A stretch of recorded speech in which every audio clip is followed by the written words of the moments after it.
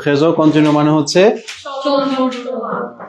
চলমান বর্তমান। তাহলে লো প্রেজেন্ট কন্টিনিউ। এটাও 5 মিনিটের বেশি লাগে না যদি আমরা être ভার্বের কনজুগেশন জানি।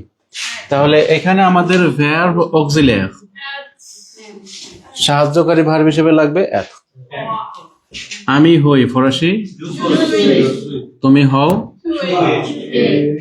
টু এ, সে হয় ইলে এলে অথবা উনি, আমরা হই nous sommes, আপনি হন vous êtes, তারা হয়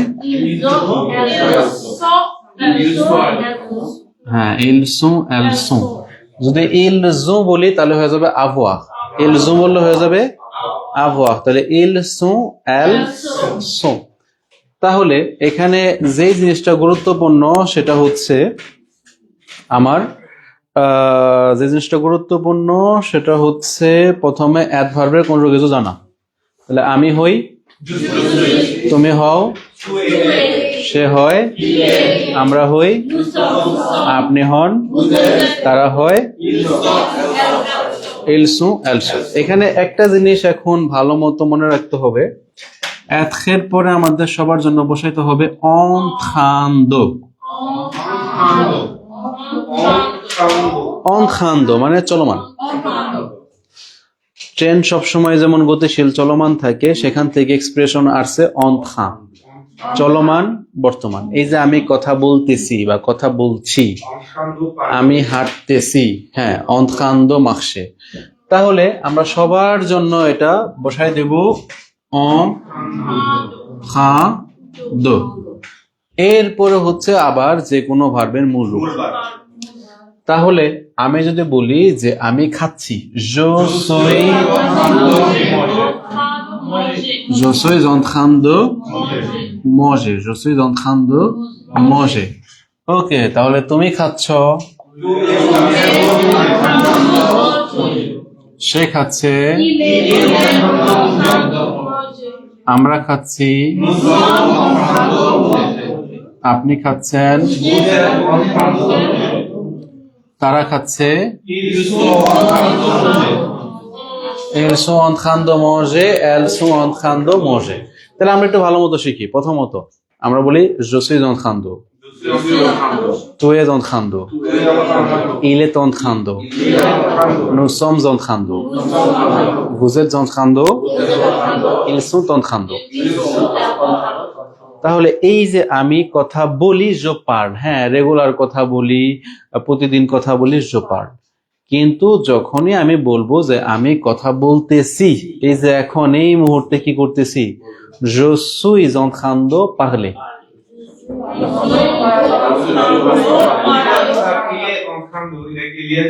হ্যাঁ অবশ্যই, কারণ তে আছে, তের পর আছে en train de, il est en train de। ওকে, তাহলে আমি কথা বলতেছি je suis en train de parler। তাহলে আমি হাঁটতেছি,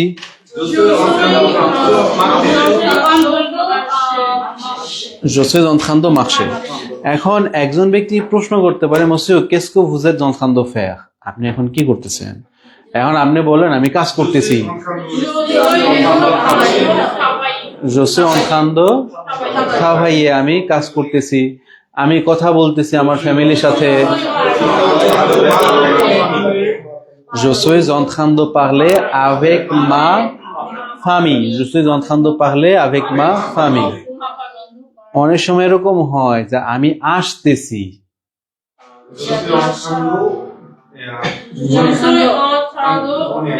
venir, একজন বললো monsieur vous êtes où, je suis en train de venir, je suis dans le train, je suis dans le train, আমি ট্রেনের মধ্যে আছি, je suis en train de venir, আমি আসতেছি। বোঝা গেছে? তাহলে এখন এটা মনে থাকবে je suis en train de, tu es en train de। তাহলে এখন আমরা আজকের এই ক্লাসের পর থেকে এখন আমরা কিভাবে চিন্তা করব, আমরা কিভাবে প্র্যাকটিস করব, কারণ প্র্যাকটিসই সবচেয়ে বেশি গুরুত্বপূর্ণ আপনার সকল কিছুর জন্য। তাহলে আমরা এই পর্যন্ত আমরা মাত্র আজকে 7 নম্বর ক্লাস A1 এর আমরা প্রথম দিনই শিখছি হচ্ছে লো প্রেজেন্ট, লো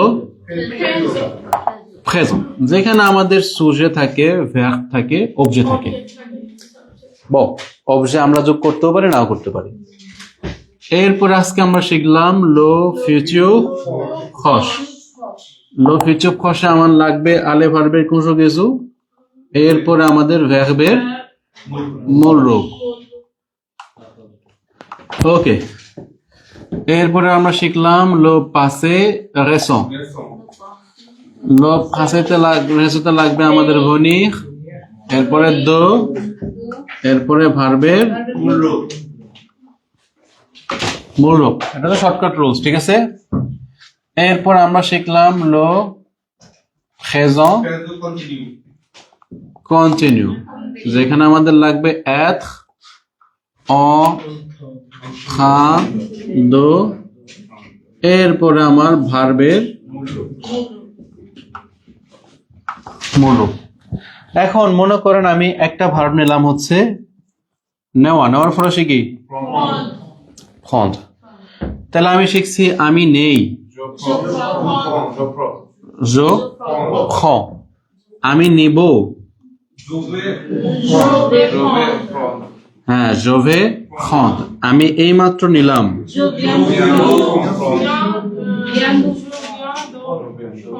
হ্যাঁ je viens de prendre। আর আমি নিচ্ছি, je suis en train de prendre। তাহলে এটাকে আমরা আগে বিভিন্ন কালে নিলাম, আমি নেই, আমি নিয়েছি, আমি নিব, আমি এই মাত্র নিলাম, আর আমি নিব। je prends, je vais prendre, je viens de prendre, je suis en train de prendre। এখন আমি বললাম আমি একটি কাফে নেই বা আমি একটা কাফে পান করি, একই বোঝায়। আমি একটা কাফে নেই, je prends un café।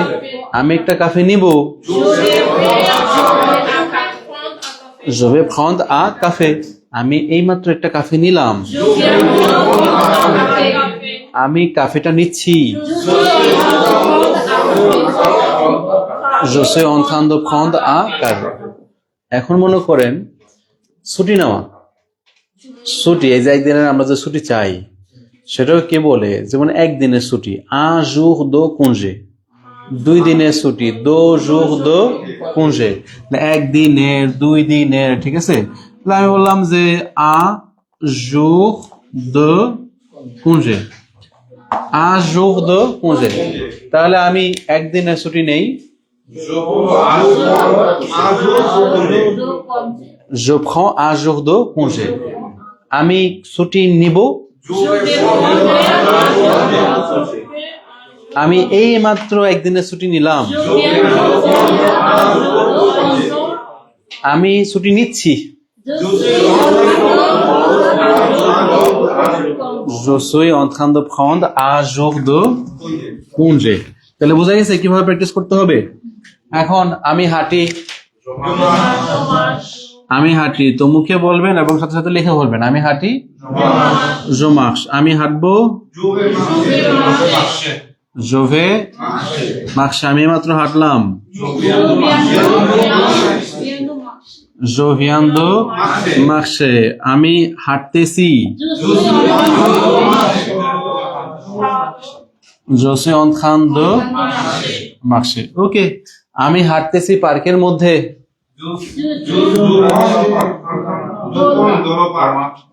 je marche dans le parc, je marche dans le parc। আমি পার্কের মধ্যে হাঁটবো, je vais marcher dans le parc। আমি এইমাত্র পার্কের মধ্যে হাঁটলাম, je viens de marcher dans le parc। আমি পার্কের মধ্যে হাঁটতেছি, je suis en train de marcher dans le parc। তাহলে আমার কি দল পার্কের কোনো পরিবর্তন হয়েছে? না। তাহলে এটা নিয়ে কি আমার চিন্তার কোনো কারণ আছে বেশি? না। তাহলে আমরা চিন্তা করব কি নিয়ে? আমরা কনজুগেশন। প্রথমে বলছিলাম কনজুগেশন মানে বাক্য তৈরির মেশিন। যত তাড়াতাড়ি আমরা কর্তা এবং কাল অনুযায়ী ক্রিয়ার পরিবর্তন করতে পারবো, তত তাড়াতাড়ি এই তো আমরা বিভিন্ন ভাবে আমরা কথাবার্তা বলতে পারবো। তাহলে এই যে আমি কথা বলি, এই সপ্তাহে এখন বারে বারে প্র্যাকটিস করতে হবে। আমি কথা বলি, আমি কথা বলবো, আমি এইমাত্র কথা বললাম, আমি কথা বলতেছি, je suis en train de parler। করার ফরাসি faire। আমি করি, je fais। আমি করব, আমি এইমাত্র করলাম, আর আমি করতেছি। ভ্রমণ করার ফরাসি আমি ভ্রমণ করি, আমি ভ্রমণ করব, আমি মাত্র ভ্রমণ করলাম, আমি ভ্রমণ করতেছি। je suis en train de voyager। Command করা, অর্ডার করা। অর্ডার করা ফরাসি কি? কোন জিনিস রেস্টুরেন্টে অর্ডার করা, এটা হচ্ছে কমন্দে। কমন্দে, এই যে লাস্টে একার শুনছেন, একার শুনলে কোন ভার্বের কথা মনে পড়ে যায়? প্রথম গ্রুপের ভার্ব। তাহলে আমি কমন্ড করি, je commande। আমি শিখাই দিলাম একটা পিজার ফরাসি une পিজা। তাহলে আমি একটি পিজা অর্ডার করি, আবার কমন্দে হয়ে গেল কেন? je commande une pizza। Pizza স্ত্রীলিঙ্গ, je commande une pizza। আমি একটি পিজা অর্ডার করব, je vais commander une pizza। আমি এই মাত্র একটা পিজা অর্ডার করলাম, আর আমি একটা পিজা অর্ডার করতেছি, je suis en train de commander une pizza। এখন একজন বলল আমি ফোন করি, j'appelle। ফোন করি, j'appelle। আমি ফোন করব, je vais appeler। আমি এই মাত্র ফোন করলাম, je viens d'appeler। এই যে প্রথম অক্ষরটা ভয়েল দেখে একটু আতঙ্ক থাকতে হবে, je viens d'appeler। আর আমি টেলিফোন করতেছি, je suis en train d'appeler। তাহলে আমাদের কয়টা কাল শেখা হয়ে গেল? আমাদের 4টা কাল শেখা হয়ে গেল। এখন মনে করেন এই জিনিসগুলোকে আমাদের দৈনন্দিন জীবনে লাগে না?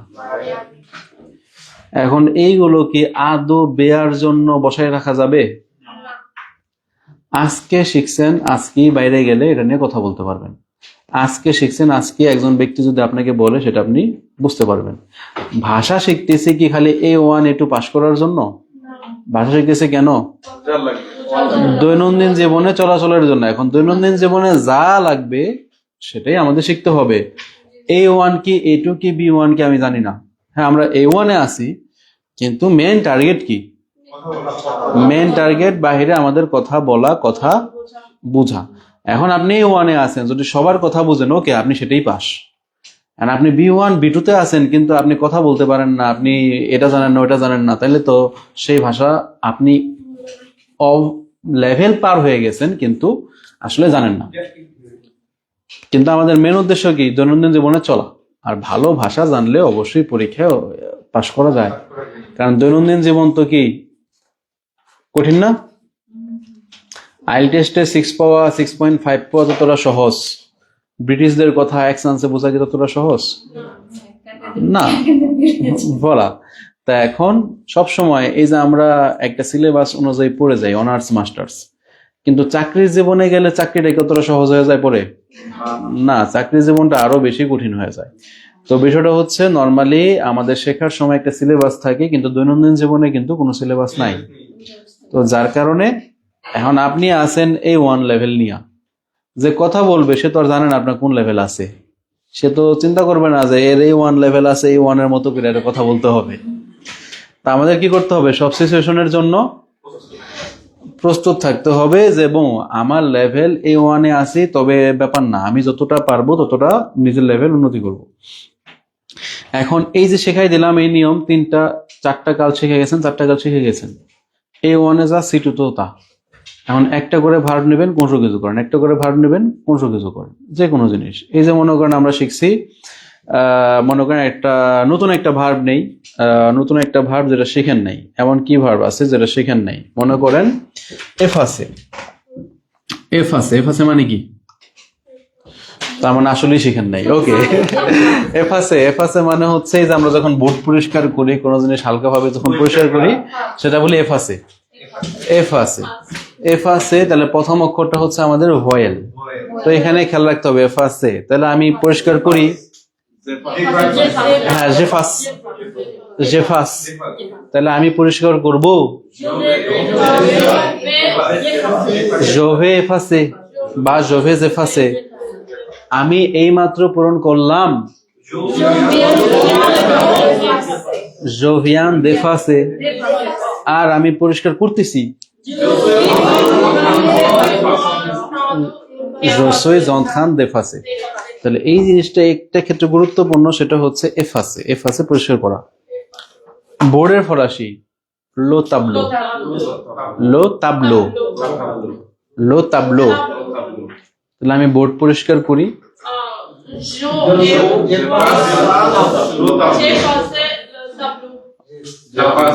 একার কাটতে হবে না, হ্যাঁ জেফাস লো তাবলো, জেফাস লো তাবলো। আমি তাবলোটা পরিষ্কার করি। এবং এরপরে রঞ্জে, উই মুসে অবশ্যই ভুল হবে। আপনি হসন্ত একটা হসন্ত দেন নাই, বৈষ্ণবের একটা ফোঁটা দেন নাই, ভুল হবে নাকি হবে না?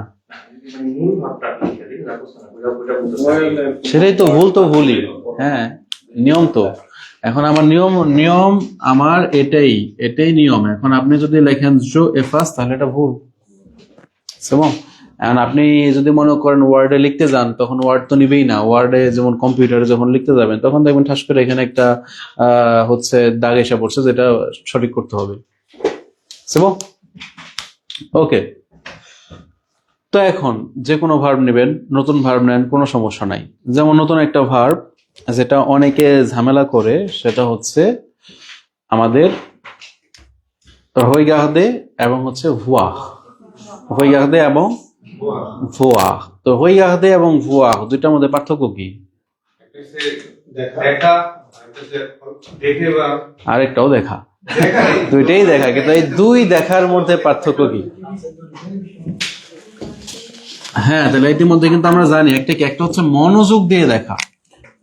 তো আমরা ম্যাক্সিমামই জানি হইগাহদে মানে মনোযোগ দিয়ে দেখা। আমরা একটা মুভি দেখি, জো হইগাহদ a film, Joe হইগাহদ a film. আর যখন আমার চোখের সামনে একটা জিনিস আছে সেটা আমি দেখতেছি, সেটা হচ্ছে ভুয়া। এখন মনে করেন আমার ক্যামেরা আছে, অনেক কিছু আছে যেটা আমরা মনোযোগ দিয়ে দেখতেছি না, সেটা হচ্ছে ভুয়া। আর যখন মনোযোগ দিয়ে দেখি সেটা হচ্ছে হইগাহদ। কারণ একজন মানুষকে যদি বলেন যত হইগাহদ, তার মানে আমি তোমার মনোযোগ দিয়ে দেখি, সে বলে পোকুয়া, সে বলবে পোকুয়া। এখন আপনি যদি বলেন যত হওয়া তুলে জু, যত হওয়া তুলে জু হালাগা, আমি তো তোমার প্রতিদিন স্টেশনে দেখি। যদি বলেন যত হইগা তুলে জু, আমি তার প্রতিদিন মনোযোগ দিয়ে দেখি গাকে, যদি বলে পোকুয়া। কেন? তো বোঝা গেছে? একই ভুলটা আমরা করি হচ্ছে শোনা, কানে শোনা, একুতে এবং হচ্ছে অন্তন্ত, একুতে এবং অন্তন্ত। এখন আপনারা ম্যাক্সিমামই যেহেতু প্রথম গ্রুপের ভার্ব সবাই একুতে পারেন এবং সবাই ঠাস ঠাস করে একুতেই বসান, কিন্তু এই একুতে মানে এটাও হচ্ছে মনোযোগ দিয়ে শোনা, যেটা আমরা ইংরেজিতে বলি লিসেন। আর যে কোনো জিনিস আমার কানে আসছে, শুনছি, সেটা আমরা বলি অন্তন্ত, নর্মাল শোনা। এখন আপনি একজনকে, আপনি কথা বুঝতেছেন না, আপনি ফোনে বলতেছেন আলু, বলতেছেন যে কুৎপা, তার মানে কি আমি আপনার কথা মনোযোগ দিয়ে শুনি না? সে বলে পুকুয়া। কেন শোনো না? তাই না? সমস্যা কি? মনোযোগ দিয়ে কেন শোনো না? এখন নর্মালি যখন শুনতে পারবেন না, তখন আমরা কি বলবো? এক্সকিউজ মি, জহু যন্তপা, জহু যন্তপা অথবা যন্তপা, যন্তপা। আমি শুনতেছি না, মানে কোন একটা কারণ হয়তোবা আমার কাছে কথাটা আসতেছে না, কোন একটা কারণে শুনতেছি না, যন্তপা। আমি শুনি না। যখনই বলবেন যেকুত পা তখন এটা সমস্যা, মানে আমি মনোযোগ দিয়ে শুনি না। অনেক সময় এরকম, যেমন আমি বলতেছি, আপনি মনে করেন একটু অন্য মানুষকে আছেন, তখন বলি এসকো ভু মেকুতে, এসকো ভু মেকুতে, আপনি কি আমার কথা মনোযোগ দিয়ে শুনতেছেন? আর একটা জিনিস, ওই পাশ থেকেও বলতেছে আলু আলু, আমিও বলতেছে আলু আলু, এসকো ভু মন্তন দে, আপনি কি আমার কথা শুনতেছেন? সেটা মনোযোগ দেও না, নর্মাল শুনতে পাইতেছে কিনা সেটা আমরা জিজ্ঞেস করি। তো খুবই গুরুত্বপূর্ণ। একুতে মানে হচ্ছে মনোযোগ দিয়ে শোনা, এবং অন্তন্ত মানে হচ্ছে কোন জিনিস নর্মাল শোনা, টু হিয়ার, আর এটা হচ্ছে টু লিসেন। তাহলে শিখলাম। একই ভাবে মনে করেন কোন একটা জিনিস পখতে, পখতে মানে কি জানি? হ্যাঁ, দুইটা জিনিস। পখতে মানে পরিধান করা, মানে জামা কাপড় পরিধান করা। আরেকটা জিনিস হচ্ছে কোন একটা জিনিস এক জায়গা থেকে আরেক জায়গায় বহন করা, এটাও পখতে। তাহলে পখতে মানে যদি পরিধান করা হয়, তাহলে আমরা শিখছি প্রথম গ্রুপের ভার্ব একার কাটলি শেষ। আমি পরিধান করি, je porte। এখন আমরা জানি আলে ভার্বের কোন কিছু মূল রূপ বসাইলে হয়ে যাবে আমি পরিধান করব, je vais porter। আমি এইমাত্র পরিধান করলাম, je viens de porter। আমি পরিধান করতেছি। এখন বলেন, এই যে আজকে 5 মিনিট 3 5 15 মিনিটে এখানে 3টা কালের মতো জিনিস শিখে ফেললেন। এখন এটা কি আসলে কঠিন ছিল না সহজ ছিল?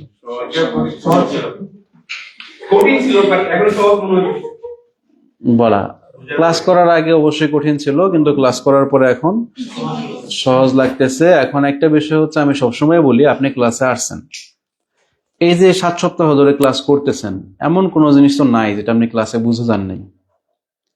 ক্লাসে যখন বুঝে গেছেন, তার মানে আপনি বুঝছেন, তার মানে আপনি জিনিসটা সহজ, এই কারণেই বুঝতে পারছেন। এরপরে বললেন ভাই আমার তো মনে নাই, তার মানে সেখানে প্র্যাকটিসের অভাব। এখন আপনাকে আমি একটা কাজ দেখাই দিলাম, আপনি দেখলেন কাজটা সহজ, এই কাজটা যদি পরবর্তীতে আপনি নিজে নিজে একা একা না করেন, তাহলে সেটা মনে থাকবে না। তো একটা রাস্তা, প্যারিসের একটা রাস্তা, একদিন যাবেন, ওই রাস্তা দিয়ে আর গেলেন না, সে রাস্তায় কি আর চিনা পরিচিত হবে? না। তো চিনা পরিচিত হওয়ার জন্য কি করতে হবে? সেখানে রেগুলার যাইতে হবে।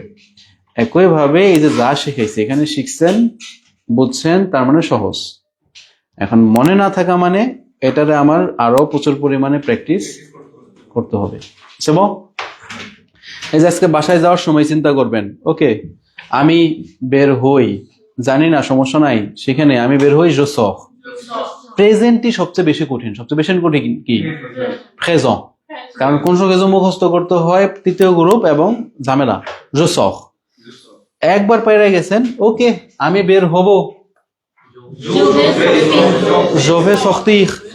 আমি এইমাত্র বের হইলাম, আমি বের হচ্ছি। অন্তত যে কোনো ভার্বের জন্য এই 3টা একদম সহজ, কারণ মূল ভার্ব বসাই দিলি হয়ে গেল। আবার উপরে ওঠা, মনতে। এখন আমি বললাম আমি উঠি, আমি মেট্রোর মধ্যে উঠি, je monte dans le métro। আমি মেট্রোর মধ্যে উঠবো, je vais monter dans le métro। আমি মেট্রোতে এই মাত্রই উঠলাম, je viens de monter dans le métro। আমি মেট্রোতে উঠতেছি। ম্যাডাম আপনি একটা জিনিস ভুল করতেছেন, সেটা হচ্ছে মুনতে এবং হচ্ছে মুনথ্রে, দুটা জিনিস তো এক না। আপনি বারবার এখানে একটা এক উচ্চারণ করতেছেন। মুনথ্রে মানে কাউকে দেখানো, মুনথ্রে মানে দেখানো, যে পাসপোর্ট দেখান, এটা দেখান, এটা দেখান, মুনথ্রে। আর উপরে ওঠা মুনতে। ঠিক আছে, ওকে। তাহলে আমরা এই 3টা কাল এই সপ্তাহে কি করব? বেশি বেশি করে